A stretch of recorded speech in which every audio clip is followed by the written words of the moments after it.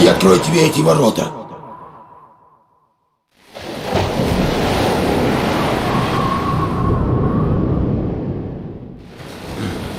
Ключ здесь. Где-то здесь. Вот этот. Пошли прямо сейчас, сынок. Давай, заканчивай с той пушкой, не копайся.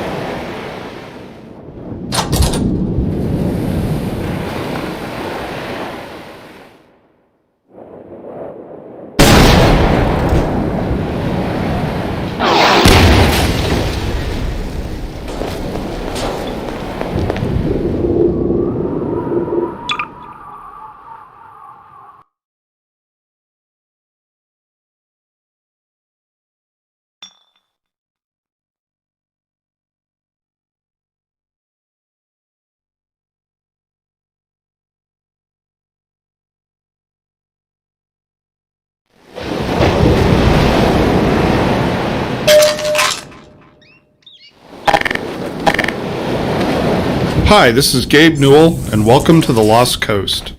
In this tour, we're going to be talking about a new graphics technology we've been developing called High Dynamic Range, or HDR. We'll also be giving you some insight into the design and production challenges we faced during the construction of the Lost Coast. First, a quick explanation of the commentary system. To listen to a commentary node, put your crosshair over the floating commentary symbol and press your Use key. To stop the commentary, put your crosshair over the rotating node and press your Use key again. With conventional rendering, seen here on the left, if something on the screen is 20% reflective, like the wet sand, then the maximum reflected brightness could only be 20% of the maximum brightness of your monitor. HDR's more accurate simulation of light ensures that the sun's reflection on this wet sand appears as it would in the real world, which could potentially use 100% of the maximum monitor brightness. HDR uses bloom to simulate light that is beyond 100% of a monitor's maximum brightness.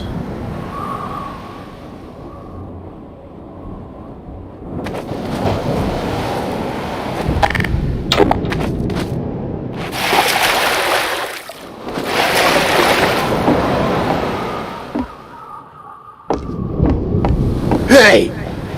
Эй, ты! Погоди минутку, а ты не... Ты! Ты тот ученый тип, Фридман, Фишман, да? Должно быть, ты здесь, чтобы разобраться с Альянсом. Не знаю, что может сделать один человек, но зачем еще тащиться в Святую Ольгу в такие времена? Я доставлю тебя до их базы, или куда смогу доставить, не щадя себя.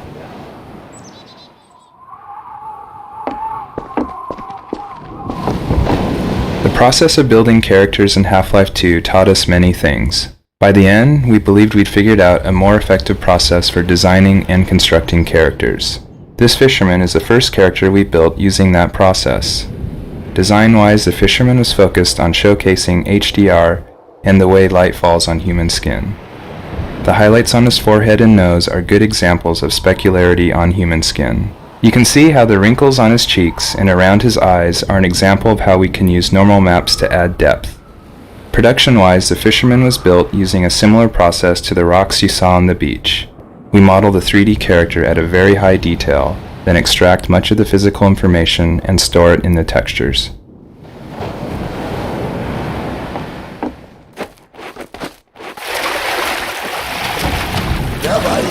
When the art team started to think about a location that would demonstrate the power of HDR, a beach was one of the first choices we made. The visual relationship between the sky, the water, and the rocks is something we could not achieve without HDR. In order for high dynamic range to correctly simulate the light's interaction with the surfaces around you, like these wet rocks, we needed more precise information about the surfaces than we've had in the past. And now going forward, we're modeling textures in 3D packages to ensure that the physical information encoded in the texture allows HDR to correctly bounce light off the surface. We also designed the colors and values of each surface to ensure they will be correct across all exposure levels. Теперь сюда. Сюда. Теперь сюда. Давай.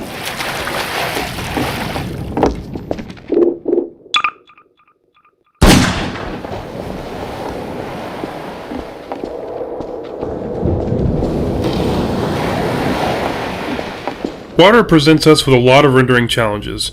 In fact, we have to render the scene 3 times. Once for the refraction of what's under the water, once for the reflection of everything above the water, and once from the player's view. You can see the reflection and refraction scenes in the 2 small windows on screen.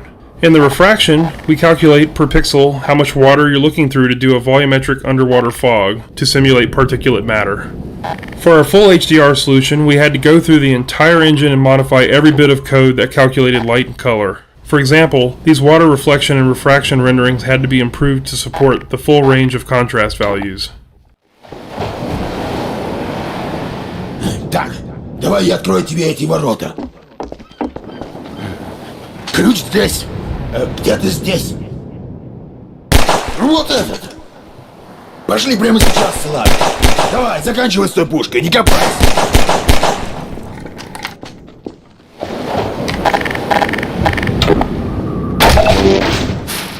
Давай, иди.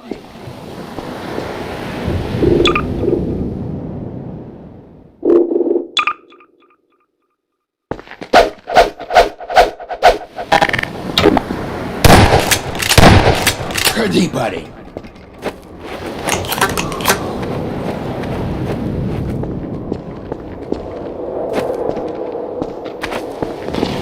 Есть контакт.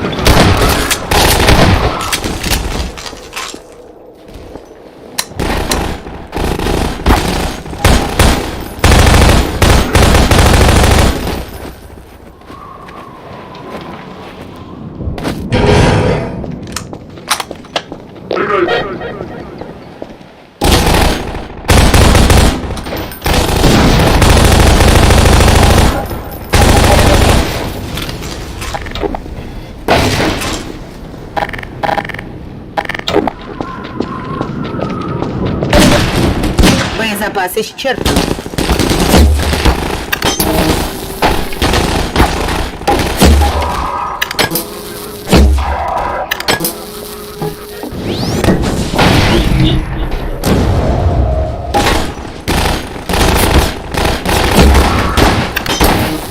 Боезапас исчерпан.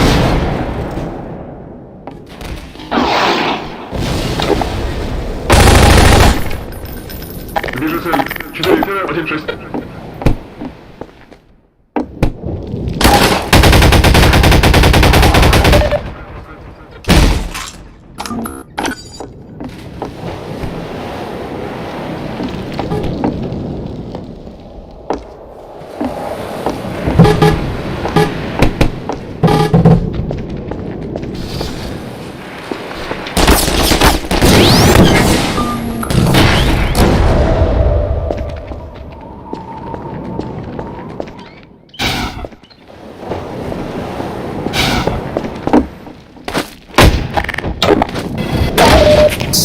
The area you're currently entering is called the Cliffside Arena. We were particularly happy with the vertical cliffside in Half-Life 1 and regretted that we didn't iterate further on that concept in Half-Life 2. Vertical space allows us to force the player to deal with threats from above and below. We find that players focus their view on the direction they're travelling, so by using a cliffside and having the player ascend it, we ensure that the player will look up and be prepared for enemies. If the player's path was to move past the bottom of the cliffside, it would be unlikely he would notice soldiers rappelling down from above. And dying from unknown threats never feels fair and certainly isn't fun.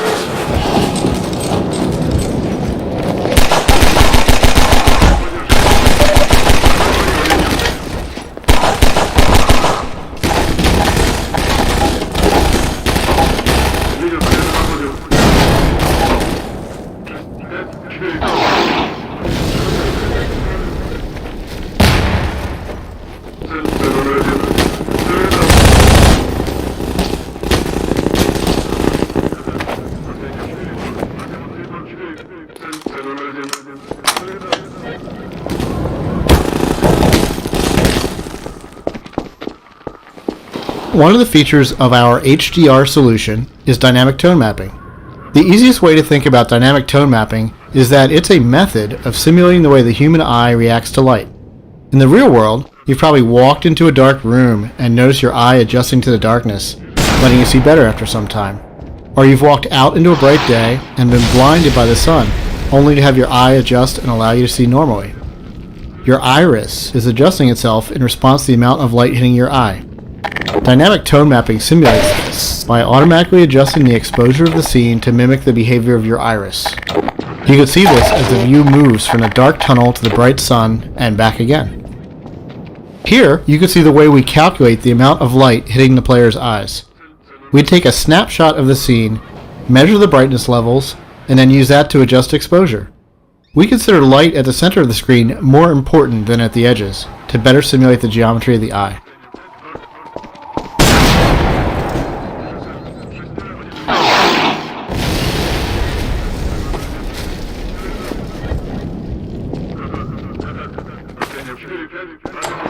The courtyard in front of you is a space we call an arena. Arenas are built to hold the player for a period of time and usually contain combat or some other challenge. They often have multiple entry points for enemies, along with a gate of some kind to prevent the player moving on until the challenge has been completed. In this case, the arena is free of enemies until the player solves a puzzle and triggers an alarm. This is a method that allows the player to explore the arena and get a sense of its space before being forced to fight in it. It adds a sense of uneasiness to the player who's expecting to be attacked now that they've reached the goal set for them at the start of the map. The break in the action here is also a crucial part of the level's pacing. It allows the player to recover and explore the world a little after being attacked on the way up the cliffside.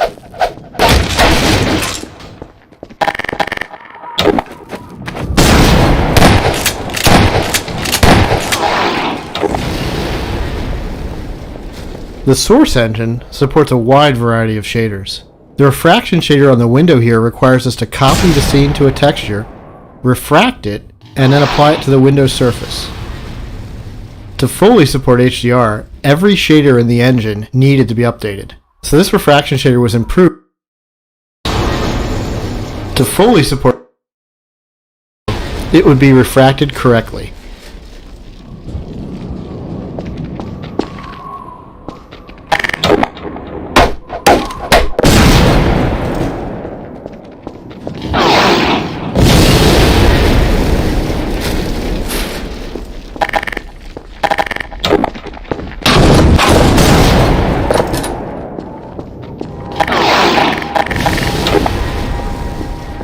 We wanted to transition from a bright, wide-open space into a tighter, closed one to showcase HDR's dynamic tone mapping.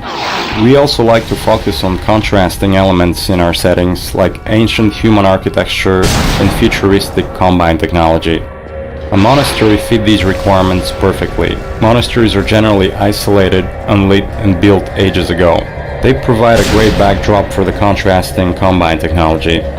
When we build fictional settings, we try to ground them by basing them off a real-world location. We use this location as a design constraint that forces a logical consistency behind the art choices.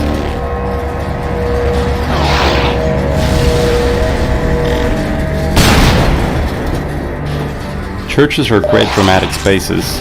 They're often lit naturally with extremes of darkness and brightness, which makes them a great showcase for HDR. Gothic churches are the sober monochromatic spaces that you've seen in almost every horror movie or game. Byzantine churches, on the other hand, are very colorful and have a large variety of materials. We wanted that color and material variety to show off our HDR reflections.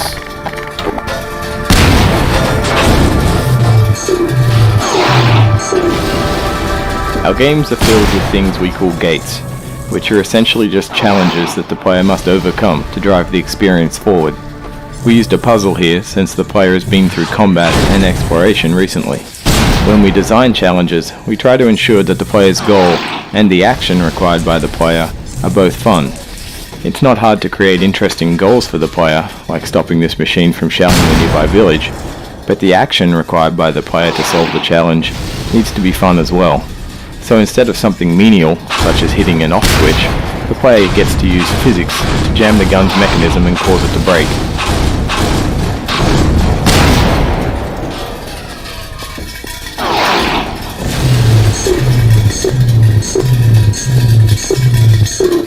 Our games are filled with things we call gates, which are essentially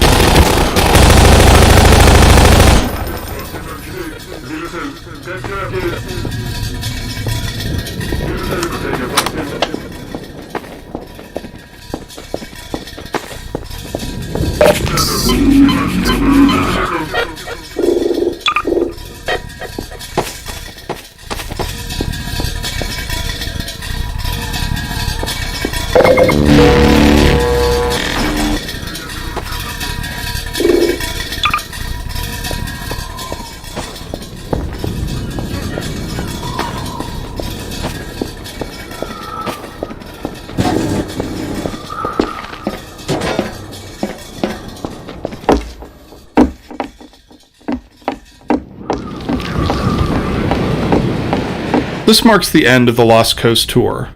This has been an experiment on our part to see if our community would find it interesting to learn more about our development process. As always, we're interested in your feedback. I can be reached at gaben, Gaben, at valvesoftware.com. If people like this, we'll keep producing this kind of content for all of our games going forward. Thanks for listening.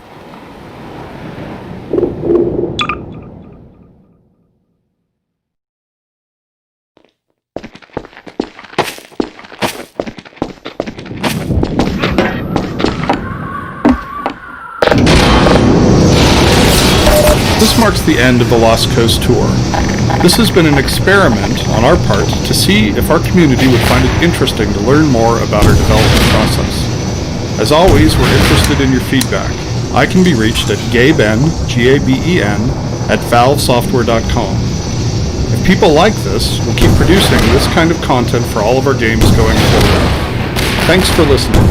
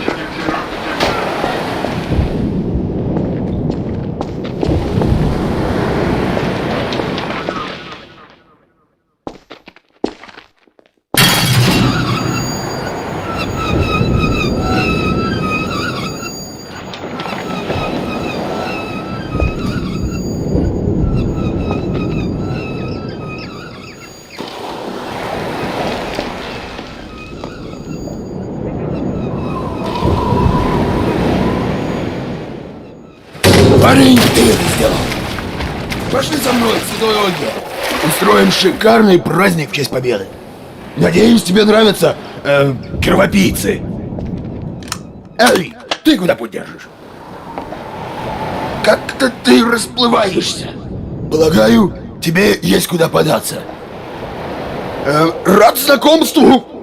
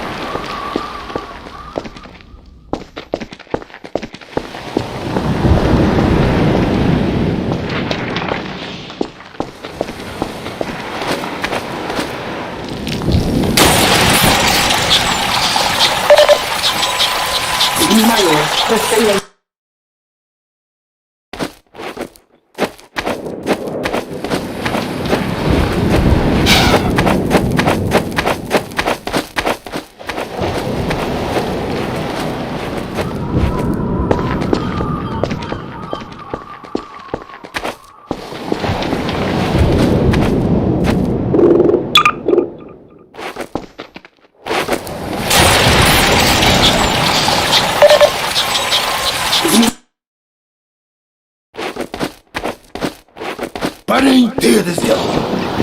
Пошли со мной к Святой Ольге. Устроим шикарный праздник для совета. Кровопийцы. Внимание! Парень, ты это сделал. Пошли со мной к Святой Ольге. Устроим шикарный праздник в честь победы. Надеюсь, тебе нравятся кровопийцы. Эй, ты куда путь держишь? Как-то ты расплываешься. Полагаю, тебе есть куда податься. Рад знакомству.